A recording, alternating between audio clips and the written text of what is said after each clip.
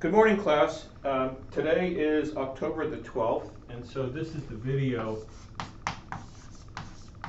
for October 13th. And we'll first go over homework 4. And the first problem, so these were just sort of problems to keep you engaged in what's going on here. The first problem was asking you to do a calculation of basically dripping photoresist and how much you need to do, and so it's a simple calculation. You have the wafer and you have a thickness H, and so the volume is pi r squared H, and if you plug that in and do the conversion, it works out to 0.0046 milliliters, and that's if you spun at 4,000 RPM. If you spun at 1,000 RPM, the film's twice as thick. So this is for 4,000 RPM, and then at 1,000 RPM, it's 2 times that. And now the amounts you need are much larger than that, of course. That's a teeny tiny amount of photoresist, and you usually drip much more than that. And it's larger because of 2 reasons. One reason is that the photoresist contains solvent.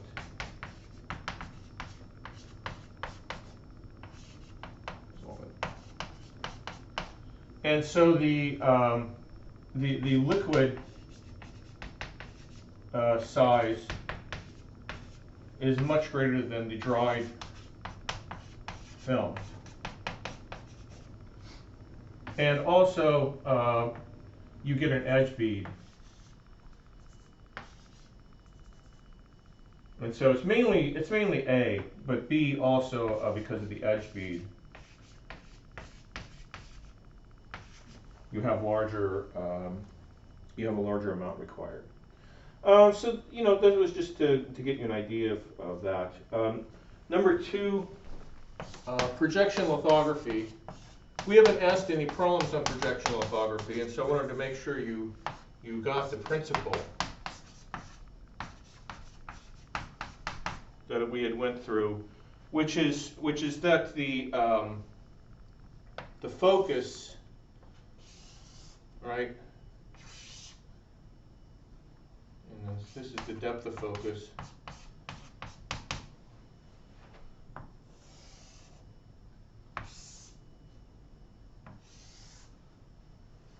And so if this is the focus, this is the line width, and this is the depth of focus, that as you change your optical system and have a less tight focus, right, the depth of focus, or the distance over which it is in focus, goes up roughly linearly. And you were asked to basically plot that. And if you plotted it, I mean, what you would find is basically that it's a straight line roughly. I won't try to show the plot, but basically the depth of focus goes linearly with the line width. And the formula is roughly DOF is equal to 1.55 times the line width.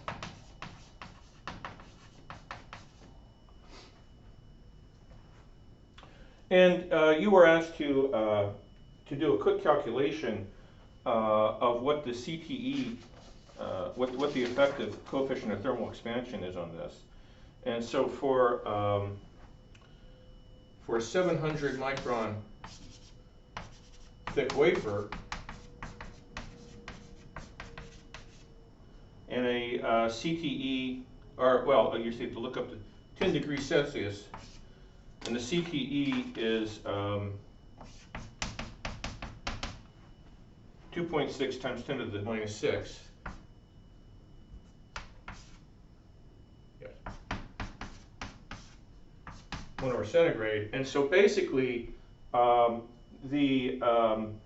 you multiply that times 700. So CTE times 700 is equal to 0.0018 micron per degree centigrade. So what we're showing here is that you take the CTE, you multiply it times the thickness of the wafer, and then that basically gives you, micron, that gives you the change in thickness versus centigrade. So for a 700 micron thick wafer, for every centigrade, it gets 0.0018 micron thicker. And so for 10 centigrade, the depth of focus required for CTE is 0.018 microns. So it's pretty tiny. That's 18 nanometers. The scale, you know, this was the lowest one, about 0.2. And so if you divide that by 1.55, you find that the line width is still much lower than this. So this is sort of to illustrate that, in fact, coefficient of thermal expansion is not a major factor here in depth of focus requirement. More so, it's things like intolerances in the wafer thickness itself, as well as how the wafer you know, sits on the chuck and things like that, the variations that occur, more mechanical variations than actual CTE. Okay, and number 3.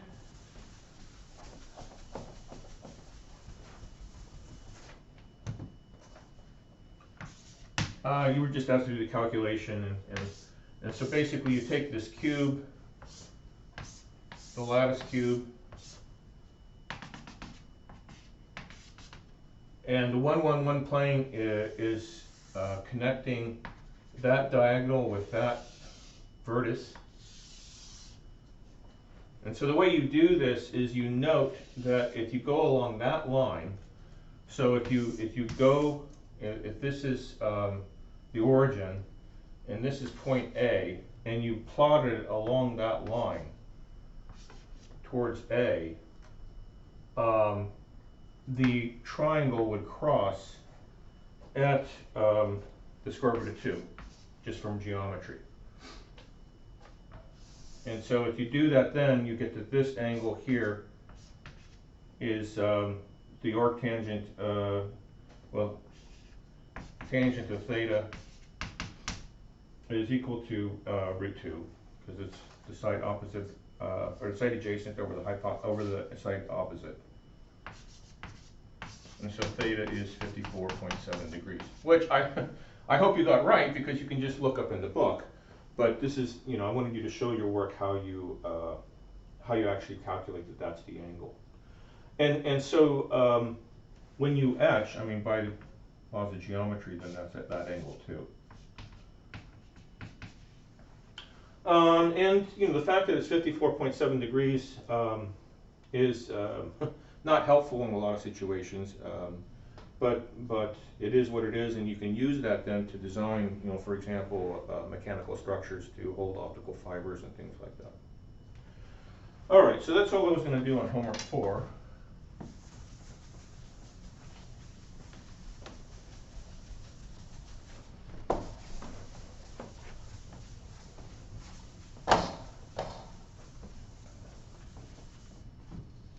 And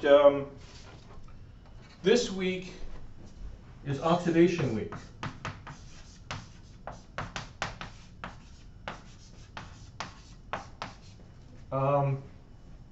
Meaning we're going to, you know, go slowly and methodically through how to calculate, you know, oxidation depth, basically Z of T, where this is the oxidation depth.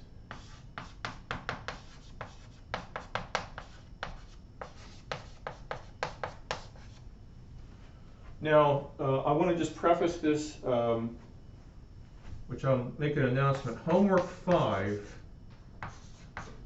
problems 1 and 2 are going to be due Wednesday, 10/14. And problem 3 will be due on the normal time next Monday. So just keep that in mind as you're watching the video. I will have handed out the homework or posted it when I post the video. And it's because we'll use the solution of 1 and 2 to further our discussion here. All right, so this is very simple. We use Fick's law, and so we're just gonna make a plot here. This is Z. This is the depth into the wafer. Let's draw the wafer here. So this part is SiO2, and this distance here is capital Z. And I'll try to keep track of capital Z versus, and the concentration of oxygen is C sub S at the surface, and that's given by the gas concentration. So basically, out here you have oxygen gas, and so at the surface, the concentration of oxygen, remember that's moles per volume, is equal to C sub S. And then basically, okay, you're gonna learn when we talk about the fusion of dopant next, that oxidation is a kind of a simple approximation of the fusion theory, where this is linear. And the depth is Z, and this, the concentration there, we denote as C sub Z. So we have then that, I mean, if you want to write it down, C of Z is equal to CS minus, and I'll just write it as alpha Z for now. And the way I've labeled it then, dC dZ is minus, because it's a negative slope, CS minus CZ over capital Z. All right, so far so simple. All right, here's the wafer, here's silicon. Here's the silicon wafer.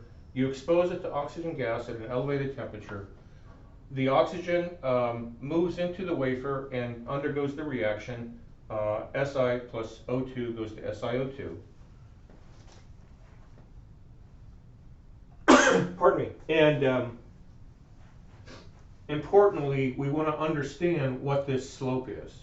And so basically that's given by this CS minus CZ divided by this C. That's all. All right, and why do we want to know that slope? Because, all right, that's linear. The reaction rate, right, now what is the reaction rate? That is the moles of SiO2 produced, or produced per unit area per unit time.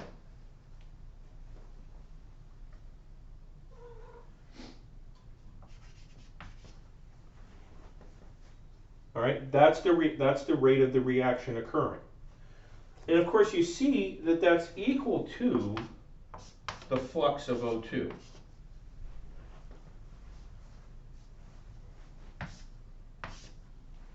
All right, let's write down our reaction. Si plus SiO, plus O2 goes to SiO2. So the reaction rate is defined in terms of per unit area. all right? Because, of course, the area of the wafer can be larger or smaller. And chemical reactions are always written in terms of moles. Remember, a mole of SiO2 is Avogadro's number, 6.022 times 10 to the 23rd SiO2 molecules. And so the reaction rate is essentially kind of a definition.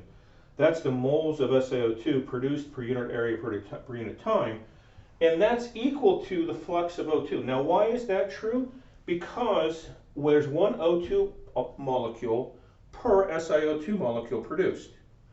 So every time an O2 molecule arrives there, it results in one molecule of SiO2 being produced. Okay, so this reaction is simple. The reaction rate, the production of SiO2 per unit time per unit area, is equal to the arrival rate of O2, which is the flux. Okay, so they're equal to each other. And we learned in the last lecture that that's given by the diffusion equation, dV/dx. Okay, where this is fixed diffusion law. That's the diffusion coefficient. You take the diffusion coefficient times the gradient of C, and that gives you the flux of O2. Okay, so pretty simple. And so we can write, okay, like that. Now, from chemistry, okay, remember your chemistry?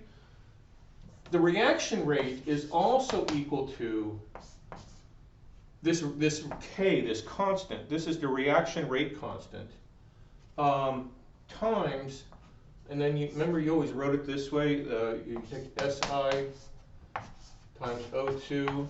Okay, and now SI, the number of atoms of silicon. There's an enormous number of silicon atoms, and so that's fixed. And so this becomes equal to, and I'll put a prime there because I don't want to start with prime. I'll write a new reaction constant times the concentration of O2. And I'm just going to start labeling that C. At Z. So the reaction rate is equal to the flux of oxygen. It is also equal to K, the rate constant, times the concentration of oxygen at Z. All right, that's the most important principle. The rate is equal to both of these things. It's equal to this, and it's equal to that. And we can use that now because we can write that the reaction rate is equal to that and also equal to that.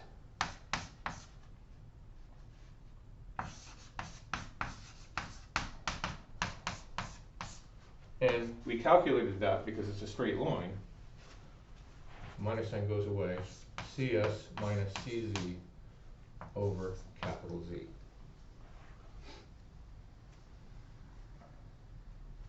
So we can solve this equation for C sub Z. All right, and if you do that, you get, well, here, let's write it out. K C sub Z times D is equal to D CS minus D CZ. And so if you put that on that side, you get that C sub Z is equal to D CS over K Z plus D. Now, why did we do that? Because now we know C sub Z. Okay, and it's kind of weird because we know it for a depth of Z. We want to calculate a Z. All right, now we have to. What we want is we want dz dt. Why do we want that? Because we want to know the rate of change of Z with time, because then we can integrate that and get Z. Now, how do we determine that? All right. Well, I wrote it out in the handout. Okay. The reaction rate. Okay, so this we want to find out. The reaction rate is the moles of SiO2 per unit time per unit area.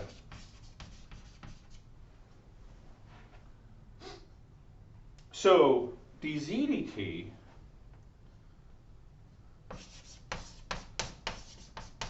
is equal to the reaction rate, moles SiO2 per unit time per unit area, times what's called the molar volume, which is basically the volume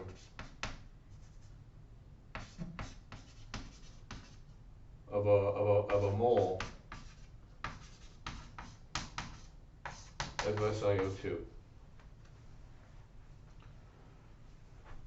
And if you think about it then, okay, so let me write it this way. This is the volume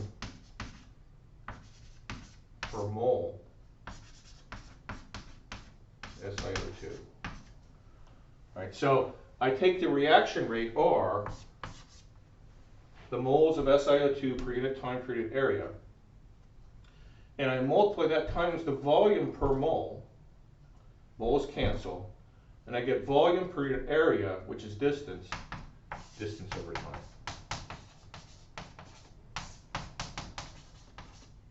Okay. Now, how do I know? Okay, so how do I know what this is? And in the book, it has this funny. I'll try and write it out. It's a funny Greek letter. Nu. Okay, that's the volume per mole, and so you kind of get the idea that's related to the density. That's basically going to be the grams of a mole of SiO2 divided by the grams per unit volume of SiO2. The mass density. Now, how many grams is a mole? Remember your chemistry in the periodic table? You take the atomic weight. The atomic weight of the molecule is equal to how many grams a mole weighs. That's what a mole means, kind of. That's how it works out. Silicon, the atomic weight is 28. Oxygen, the atomic weight is 16. So this is equal to 28 plus 2 times 16. Now, what is the density of SiO2? You have to look that up. That's 2.2 grams per centimeter squared. Centimeter cubed, sorry. And so if you work that out, it basically works out to 27.3 cubic centimeters. So that's this funny Greek thing letter. That's the molar volume. That is what the volume of a mole of SiO2 is, 27.3 cubic centimeters. All right, so we worked it out there. So dz dt is equal to this funny Greek character times R. All right, and we can then write that out.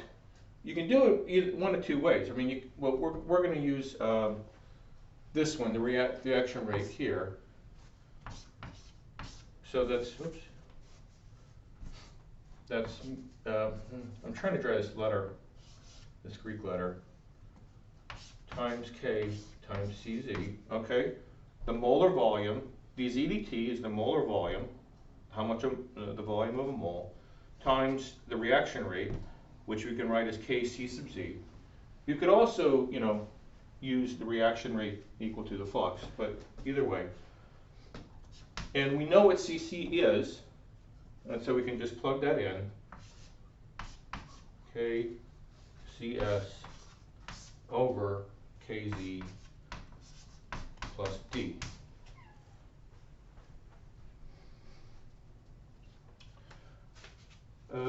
forgot AD. All right, so dz dt is equal to this. Now, what is this? This is a differential equation, but it's an easy one. Because all we do is we put that next, we put all the z's together, and so kz plus d dz, right? You put that over there is equal to nu k cs d dt,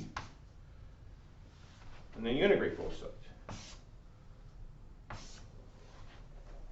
And so if you integrate this side, right, what do you get? You know how to integrate z, so that's kz squared over 2 plus d z is equal to that funny Greek letter, the molar volume, k cs d t.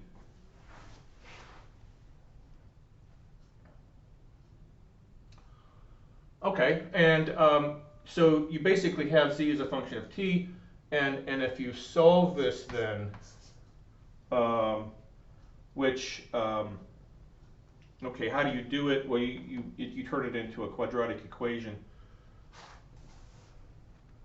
I'll do that over there. So that becomes z squared. I'll multiply times 2 over k. Plus 2d over k z minus 2d cs t is equal to 0. So it becomes this quadratic equation. So now I'm going to have to erase something here.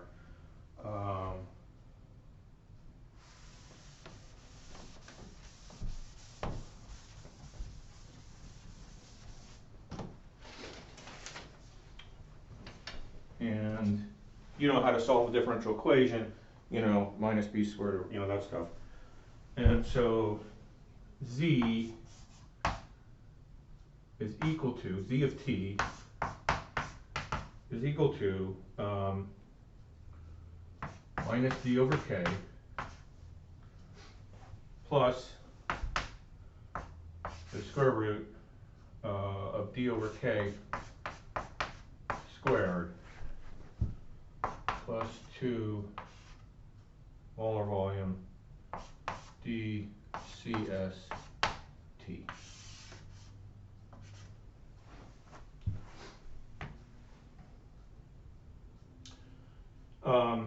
And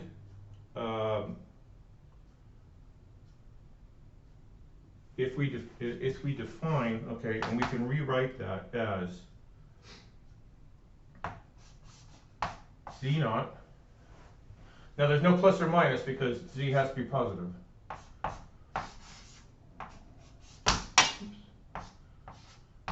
Z naught squared, and I'm going to define a term here, so this comes out simple, plus t over t, where z naught is defined as d over k, and capital T is defined as d over 2 molar volume k squared cs.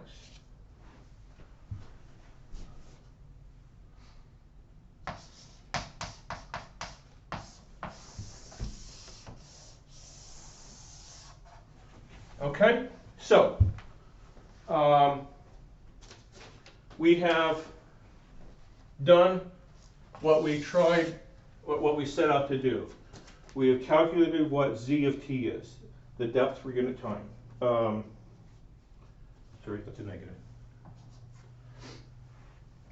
Okay, z of t is this minus z naught plus z naught squared plus t over t, where z naught is defined as the diffusion coefficient divided by the rate constant, and capital T is given by the diffusion coefficient divided by 2 divided by the molar volume divided by the rate constant squared Cs. And that's what it is. So we can use this to sort of understand what's going on. Now, first of all, what I want to show you is that, well, first of all, let's walk through the derivation again, so you're very comfortable with it. I mean, basically, we used the fact that the reaction rate is equal to two things. It's equal to K times C sub Z, the concentration of oxygen at the oxidation depth, and it's also equal to the flux of oxygen. And we were able to determine dC dZ just from that straight line. So that's the basis of this. Once you understand this, and also you're able to follow the logic that dZ dt is given by the molar volume, how much times R, right? Here.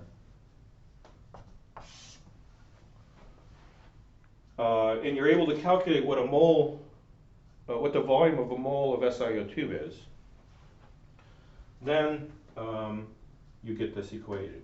And first of all, I want to show that at t equals 0, z of t is of course 0. And as t progresses relative to k, so you know how kind of what the length of time required, I mean, is given by this capital T to do anything. And so you can use this to figure out what the depth per time is. Now we're going to stop there today. I'm going to hand out the homework, and you have to do problems 1 and 2 by Wednesday morning, because I'm going to incorporate that in the lecture, and we're going to talk more about oxidation.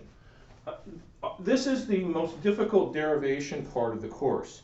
And so I want to spend a little bit of time, go through it slowly, spend the whole week on it, so that I make sure you understand how to do it and how to think about it and how to solve problems with it. Okay, that's it for today.